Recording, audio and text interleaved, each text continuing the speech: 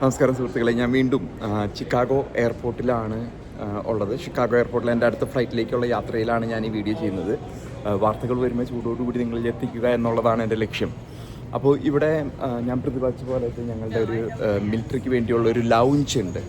അവിടെ നമുക്ക് മിലിറ്ററിയിലുണ്ടായിരുന്നവർക്കും റിട്ടയറീസിനുമൊക്കെ അവിടെ പോയിട്ട് ചായ കാപ്പിയൊക്കെ കുടിച്ച് അത് കഴിഞ്ഞിട്ട് ഞാനിപ്പോൾ തിരിച്ച് എൻ്റെ ഫ്ലൈറ്റിൻ്റെ അടുത്തേക്ക് പോവാണ്. ഫ്രീ ആയിട്ടൊരു ചായയും സാൻഡ്വിച്ചൊക്കെ കിട്ടിക്കഴിഞ്ഞപ്പോൾ ഒത്തിരി സുഖമായി. അത് കഴിഞ്ഞ് ഇപ്പോൾ കിട്ടുന്ന വാർത്ത എന്ന് പറഞ്ഞാൽ നമുക്ക് ഇറാൻ്റെ സമ്പദ് വ്യവസ്ഥ വീണ്ടും ഒരു യുദ്ധത്തിലേക്ക് പോവാണ്. അവിടെ ജനങ്ങൾക്ക് ഓൾറെഡി ദുരിതം തുടങ്ങി. അവരുടെ സമ്പദ് വ്യവസ്ഥ തകർന്നടിഞ്ഞു. ഏകദേശം 8% അവരുടെ സമ്പദ് വ്യവസ്ഥ തകർന്നിരിക്കുന്നത്. ഒപ്പം തന്നെ ഒരു റിയാൽ എന്ന് പറഞ്ഞാൽ ഒരു ഡോളർ, US ഡോളറുമായിട്ടുള്ള ഇതിൽ വിനിമയത്തിൽ 18 ലക്ഷം രൂപയാണ് ഒരു റിയാലാണ്. 18 ലക്ഷം റിയാലാണ്. അതാണ് സമ്പദ് വ്യവസ്ഥ. അതായത് ചില രാജ്യങ്ങൾ അമേരിക്ക ചെയ്യുന്നത് അതിൻ്റെ സമ്പദ് വ്യവസ്ഥ തകർക്കുക എന്നുള്ളതാണ് അമേരിക്കയുടെ ഒരു തന്ത്രം. അത് ഡിപ്ലോമാറ്റിക്കായിട്ട് യുദ്ധമില്ലാതെ ഒഴിവാക്കുന്നതിന് വേണ്ടിയിട്ട് സമ്പദ് വ്യവസ്ഥ തകർക്കുക. ഇറാനെ സംബന്ധിച്ചിടത്തോളം അവരുടെ ആദ്യം ജൂണിൽ അവരുടെ നമുക്കറിയാവുന്ന പോലെ ഒറ്റ ദിവസത്തിൽ ഓപ്പറേഷൻ മിഡ് നൈറ്റ് ഹാമർ, ആ മിഡ് നൈറ്റ് ഹാമറിൽ അവർ അവിടെയുള്ള നത്താൻസ്, ഫോർഡാം, ഐസഫഹാൻ ഈ ന്യൂക്ലിയർ ഇതുകൾ അമേരിക്കയിൽ നിന്ന് B-52 ബോംബർ പോയിട്ട് അതിന് എയർ റീഫ്യൂലിംഗ് ഒക്കെ ചെയ്ത് അത് മോളിൽ നിന്ന് പൊട്ടിക്കാവുന്നത്ര പൊട്ടിച്ചു. അതിനുശേഷം ആണ് operation epic fury. Midnight hammer ജൂണിലാണ് നടന്നത്, ഒരു ഏകദേശം 8 മാസം മുമ്പ്. അതിനാണ് എപ്പിക് ഫ്യൂറിയാണ് ഫെബ്രുവരി 28 നമ്മുടെ ഖമൈനിനെയൊക്കെ വധിച്ച ശേഷം നടന്ന ആ ഒരു ആക്രമണം. അപ്പോൾ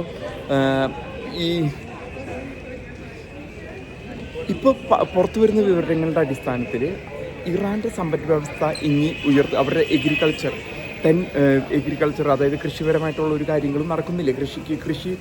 കൃഷി സമ്പദ് വ്യവസ്ഥ അവർ തകർത്തു. ഒപ്പം തന്നെ 90% അവരുടെ കപ്പലുകൾ കടന്നു പോകുന്നത് ഹോർമസ് കടലിടുക്കാണ്. അവർ ഉപരോധം വെച്ചപ്പോൾ ആ കടലിടുക്ക് തടഞ്ഞപ്പോൾ അമേരിക്കയുടെ രീതിയിലുള്ളൊരു തടയിലും കൂടി നടത്തി അതിനെ പൂർണ്ണമായിട്ടും അമേരിക്കയുടെ നിയന്ത്രണത്തിലാക്കി. പക്ഷെ ഇവിടെ സംഭവിച്ചിരിക്കുന്നതെന്ന് വെച്ചാൽ ഇറാനെ സംബന്ധിച്ചിടത്തോളം അവർ തന്നെ അവരെ ഒരു തടങ്കലിലാക്കി, അവർ തന്നെ അവരെ ഒരു ജയിലിലാക്കിയ ഒരു സംഭവമാണ് ഉണ്ടായത്. കാരണം അവർ വിതച്ച മൈനുകൾ, മറ്റ് കപ്പലുകളെ നശിപ്പിക്കുന്നതിന് വേണ്ടി അവർ വിതച്ച മൈനുകൾ എവിടെയാണെന്ന് അവർക്ക് പോലും അറിയാത്ത സ്ഥിതിയാണ്. അപ്പം അതുകൊണ്ട് ആ മൈൻ സ്വീപ്പിംഗ് അത് മാറ്റണമെങ്കിൽ നിസ്സാര കാര്യമല്ല.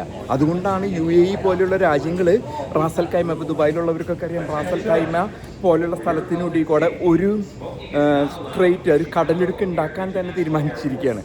കാരണം ഇപ്പുറത്തെ കൂടെ ഇനി കൊണ്ടുപോയി കഴിഞ്ഞാൽ എപ്പോഴാണ് ഇത് പൊട്ടിത്തെറിക്കുക, അവർ വെച്ചിരിക്കുന്ന മൈനുകൾ എവിടെയാണ് പണി കിട്ടുക എന്നുള്ളതിനെക്കുറിച്ചൊരു വിവരമില്ലാത്തത് കൊണ്ട് അതിലെ ഇനി പോക്ക് ഏകദേശം സാധ്യമല്ല. എന്നിരുന്നാൽ കൂടി അമേരിക്ക അവിടെ ഒരു ചെറിയ ഗ്യാപ്പിൽ കൂടെ പോകാൻ പറ്റും. 31 മൈലാണ് അതിൻ്റെ വീതി. അപ്പോൾ അവർ പ്രതീക്ഷിക്കുന്നത് അമേരിക്കയ്ക്ക് മറ്റ് യൂറോപ്യൻ യൂണിയനോ നാറ്റോ ഒക്കെ വന്ന് അതിനെ ആ കടലിടുക്ക് ഇതാക്കണം. അപ്പോൾ 90% അവിടുത്തെ വരവ് നിന്നു.